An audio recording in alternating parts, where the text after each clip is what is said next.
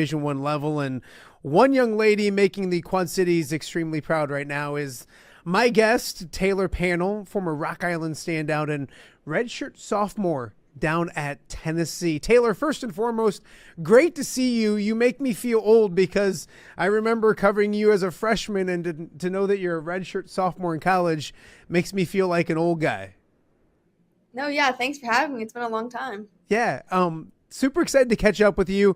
And as we mentioned, softball season is right around the corner here in the Quad Cities. But for you, it never goes away. And you guys have already started. So before we start talking about the past and maybe last year, how has the start been? I know you had a successful start to the season. How is it being back in action here in February already at the Division One level?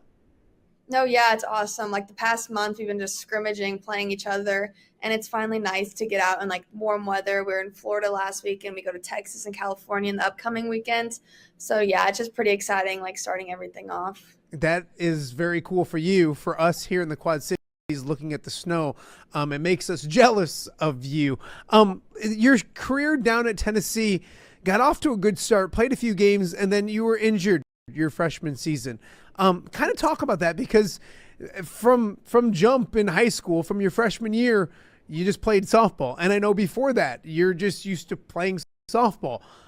What was it like to get there, to get that Division One level, and then kind of have to sit and get healthy and wait? What was that like for you? No, yeah, I think it was honestly the hardest thing I've ever done. Like I got here, worked my whole life to get here, started, dream come true playing, and then like the second game, funny enough, it was against Illinois that I just popped my shoulder out and then kept playing on it. Just got worse, got the MRI. It was completely torn up. Like they were like, there's no chance even to rehab it. You have to get surgery. Like you're done. And thankfully enough, I'm really grateful that I would like two more games if I played, like I wouldn't be able to redshirt because it's like a certain percentage. I'm not exactly sure how it was, but yeah, I played just at the cutoff, so I was able to redshirt and get that year back. So Had just you rehabbed it that whole year, and then it just got better. had you been injured before? Had you gone through, maybe not to that extent, but what I can remember in high school, you're pretty healthy. Had you ever dealt with any type of injury through your life? No, like that was the first time I've actually like had an injury that I had to like sit out for. Like normally, like something small, I would still play through it. So that was the first big one. To go through that, what did you learn about yourself? Not just softball wise, but mentally wise, and having to deal with that. What did you learn about Taylor Pannell as you had to sit, kind of wait and watch, and not have that game you love that's been part of you for so long? No, yeah, I think forever, my whole life, I've been Taylor Pannell, the softball player. So I had to learn like how to do life without softball and being that like starter every day. And I just learned that it's just a game, like not to take it so seriously. And like my life does not revolve around it. Like it's going to be done one day and I have to live with that. So it's just not to take it so serious. Awesome. Put life in perspective for sure. But Yeah. hey, the good news is you were healthy last season and you hit the ground running. I think 7 homers, 33 RBIs. It took your team or helped your team get to the postseason, win some games, do well in the SEC tournament. What was it like to get back out there and after having a game taken away, hit the ground running and show the success that you had last season? No, yeah, for sure. It was a rough start at first, still like fully getting back because I don't think I was 100% till like March fully. So like it was just awesome being able to feel free again and just play because it was a rough fall. But then once spring hit, then I was able to like fully go at it. And it was just awesome being able to play with the seniors we had last year and just trying to make a run for it.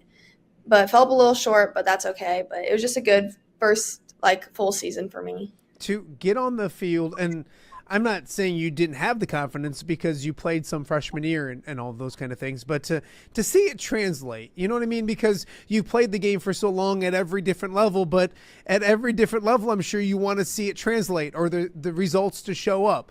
To have the results at the highest level and the Division One level, what was that like for you to kind of make sure in your own mind that this is where you belong? Yeah, I mean, for me, like I always had the confidence to do it. Like I knew I could do it, and it was just pretty cool to see it like all work out and like honestly dreams come true. And I think it was pretty cool for like my parents and everyone back home just to see it. And just like seeing people watching me on TV is pretty awesome. Every text I get, it's like awesome. I think Coach Allison from high school texted me that just the other day, and it just puts it all like full circle moment for me. Absolutely. We're going to talk about the Quad Cities in just a minute, but I want to stay on the field just for a few more questions because you now go into your redshirt sophomore year, but your third season down in Tennessee. What does Taylor Pannell know, maybe mentally and also physically? How have you changed as a softball player from walking onto campus as a freshman to now as a redshirt sophomore getting ready for your third season down in Knoxville? Like I said, just not taking it so serious. I think every time I would get out my freshman year, I would be so like down on myself. And now it's just like you just learn from everything and just learn from your mistakes because they're obviously going to happen. Like no one plays it perfect, especially at this level. And just realizing that it's just the same person you were and it's just you're growing and just being able to just like smaller things matter here at the higher level.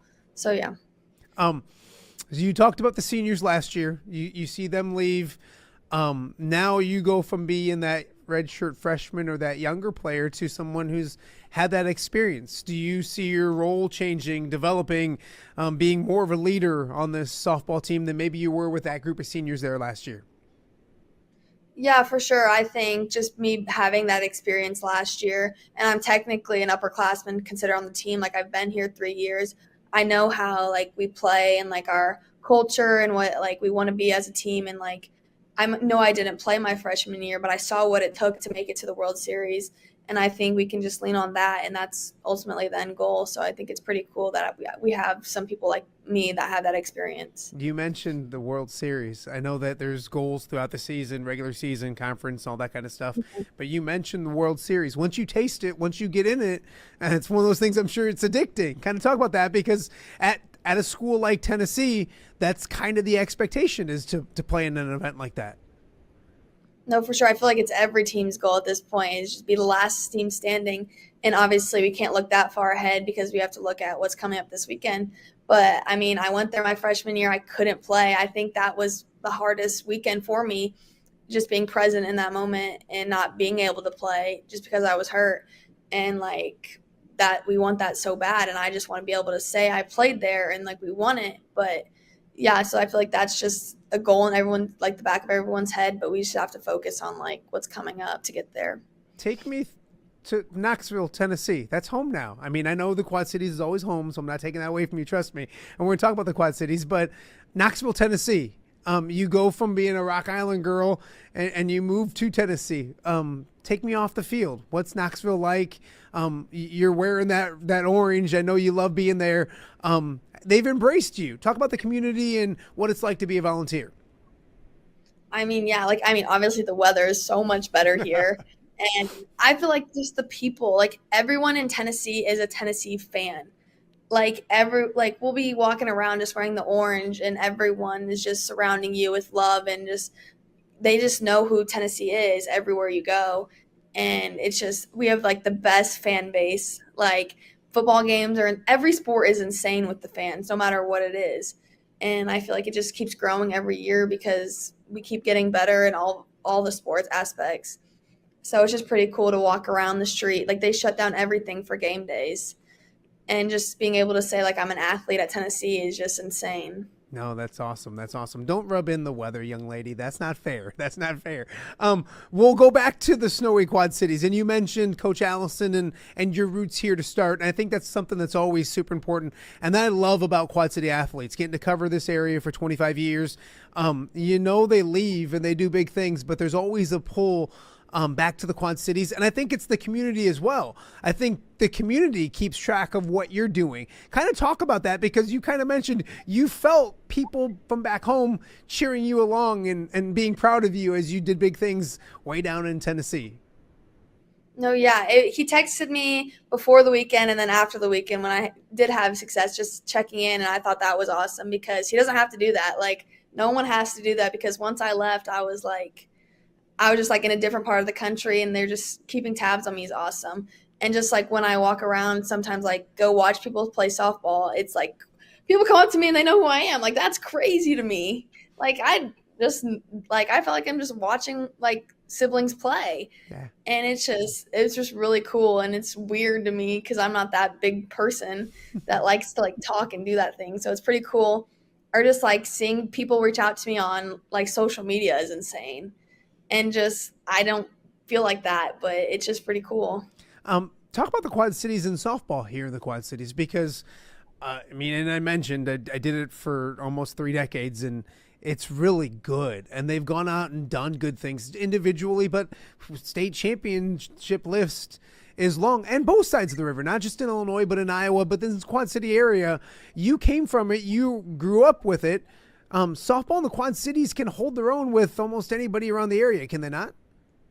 I believe so. I mean, I haven't played there in a while, but every time I go back, like I feel like softball is the sport that we go back to, and I feel like it's getting people out of the Quad Cities. Not saying that everyone wants to leave it, but it's getting people scholarships, it's getting people to college, and it's pretty cool just seeing how far people can go with the sport in the Quad Cities. Because I feel like people, it would be California, they would say like, oh, like they recruit there, but it's like no, people are starting to recruit more out of the Quad Cities, so it's pretty awesome the experiences people get from just playing in the Quad Cities. I talked to you when we got on here before we started, and I said, "Do you get home?" And you said, "Yeah, a little bit in the off season, Thanksgiving, Christmas, those kind of things."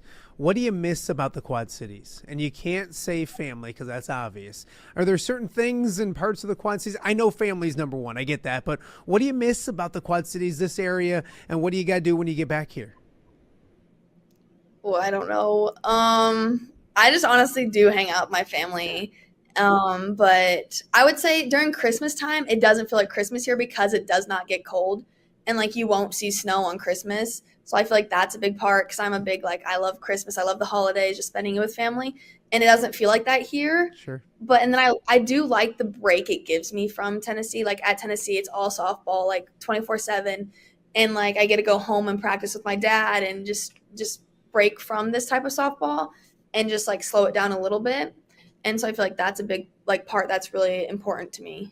I've known your dad for a long time. I've known your mom for a long time. Went to school with your mom, and they've been very influential with you and been great with you. And you mentioned going back home and practicing with dad. Kind of talk about mom and dad for a second, and what they've meant to you, not just growing up in this game, but obviously through the injuries and all that kind of stuff. It's good to have a solid foundation like those two, isn't it? No, yeah, my dad's like die hard softball, like biggest softball fan you can meet, like knows everything. And then my mom's like just the biggest supporter. Like she doesn't care what's going on in the field. Like she's just there to support me and just talk about whatever I want to talk about, even if it's not softball. So I feel like it's a good balance between the two. And so yeah, they go everywhere and support me no matter where I'm playing. I gotta put you on the spot again. I ask people when they come on from the Quad Cities and aren't here, when you get back here, is there anything you got to hit up? Is it like, man, I love to go to, I always use Hungry Hobo because I love Hungry Hobo. Or is there a restaurant, a place, Whitey's? Is there something that you get home and you're like, okay, now that I'm home, I got to swing by here and do this or eat this? Mm, there's this place in Milan called Cactus. It's like across the street from like where I live. So me and my family we go there all the time because it's like an easy drive Yeah. just down there. I probably will go to like an energy drink place like Atomic or something There just you go. because I do drink a lot of caffeine just to get me through. There But you that's go. about it. No, hey, we went to Cactus like last week, so I know exactly where you're talking about. Before I let you go, this season and getting rolling and getting into it. Obviously, the season goes quickly and gets going fast. What's next for you guys? And you mentioned taking it one game at a time. You mentioned the trips you take, but a successful start recently. What's up next for Tennessee, and what do you guys have in store? During the regular season. Obviously, you got to take one step at a time. No, yeah, I think this season will prove a lot because I think, 3 time back to like SEC champs. And now that we have Oklahoma and Texas in there, that's going to really show us like we're going to have to battle it out with all of them. Like it's going to be a really good conference and a really good season just to see where we're at. And we play away both times against Texas and Oklahoma. So that'll be a challenge. And I think it's just going to make us stronger in the end. Like whatever happens, happens. But then it gets us ready for postseason. One last one for you. What is the moment at Tennessee that you realized that I'm an SEC softball player? Was there a hit, a moment, a home run that you're like, okay, I've arrived, I'm here? Or what's your favorite moment as a volunteer so far? I mean, my freshman year, I hit a home run, and that was not like the moment, but like I think it was pretty cool to see. Okay, so my freshman year, I tore my arm, right, and I Yeah. still played, and I hit the home run, and it was awful. It was my first home run, and I couldn't really like celebrate it. And then this past weekend, I was on the field where I tore my arm, and I hit a grand slam, so I thought that was pretty awesome. That is more than pretty awesome. That's Yeah. outstanding. Well done, young lady. Well, I appreciate you doing this. Um, I know softball season comes quick and all that kind of stuff, and I was somebody that I wanted to catch up with and chat with. So I appreciate you doing it. Best of luck down there in Tennessee. And next time you're back at home, maybe after winning an SEC championship and maybe a national championship, we'll catch up again. All right, perfect. Awesome. She is Taylor Pannell, former Rock Island standout and Tennessee volunteer. Best of luck the rest of the way, Taylor. Thank you so much. All right. We are just getting warmed up.